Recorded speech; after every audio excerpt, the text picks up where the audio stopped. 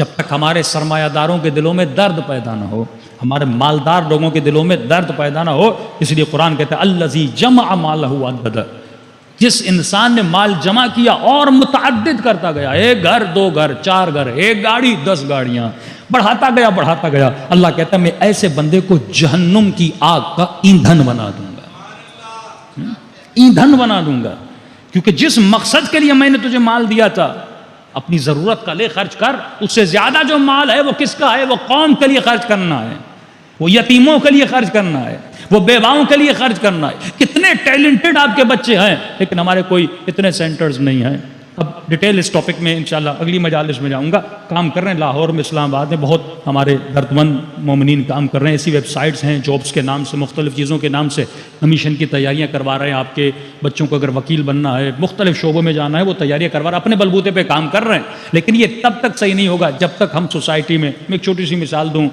ہم ایران میں جب تھے تو بچیاں اسکول میں پڑھتی تھیں، اب وہاں سے پہلی کلاس سے لے کر بچے بچیاں کا سلسلہ الگ ہوتا ہے، تو بچی کا اسکول الگ ہوتا ہے، لڑکوں کا اسکول الگ ہوتا ہے، وہیں سے ان کی ٹریننگ شروع ہو جاتی ہے۔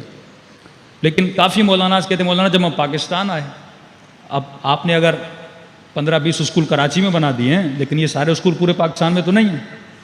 بھائی 4 لوگ جا کے مدرسے میں مولوی بنیں گے نا، 10 لوگ جا کے مدرسے میں مولوی بنیں گے، لیکن یہ مجمع جتنا مجھے سن رہا ہے یہ تو مدرسوں میں نہیں جائے گا، یہ تو اپنے بچے اسکول میں پڑھائیں گے۔ اس کا مطلب نیڈ ہے کہ ان بچوں کو بھی ایسے اسکول میں ڈالا جائے جہاں پہ یہ بچے صحیح تربیت لے سکیں۔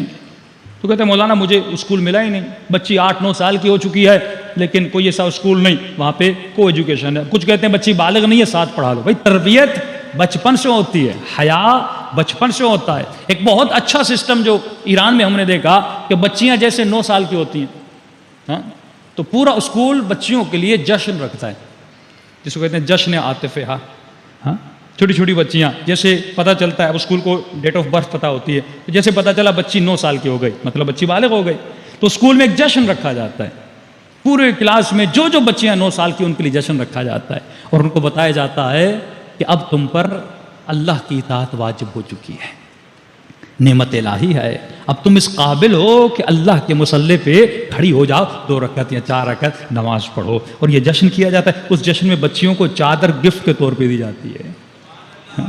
اب یہ تمہارا گفٹ ہے، آج کے بعد تم چادر پہنا کرو۔ ان کو قرآن گفٹ میں دیا جاتا ہے، یعنی اسکول نے ایک انوائرمنٹ بنایا، بچی کو پتا چل گیا کہ بالغ ہو چکی ہوں، لیکن یہاں اسکولوں میں کسی بچی کو نہیں پتا کہ 9 سال کے بعد بچیاں بالغ ہو جاتی ہیں، حجاب، شریعت، نماز واجب ہو جاتی ہے۔ بچہ جیسے 7 سال کا، اسے تمام تر چیز، یہ انوائرمنٹ کہاں پہ کریٹ ہوگا؟ آپ کے اسکولز میں کریٹ ہوگا، اور تب تک یہ انوائرمنٹ آپ نہیں بنا سکتے جب تک آپ عباد الصالحین کو نہ بنائیں، جب تک درد دین پیدا نہ ہو۔ اور درد دین کب پیدا ہوتا ہے؟ جب انسان کے وجود میں معرفت النفس آئے۔ اب سب سے بڑا دشمن جو معرفت النفس کا ہے وہ کیا ہے؟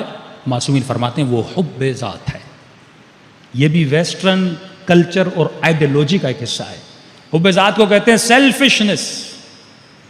پورا ویسٹرن ورلڈ سیلفشنس کے نظریے پہ قائم ہے۔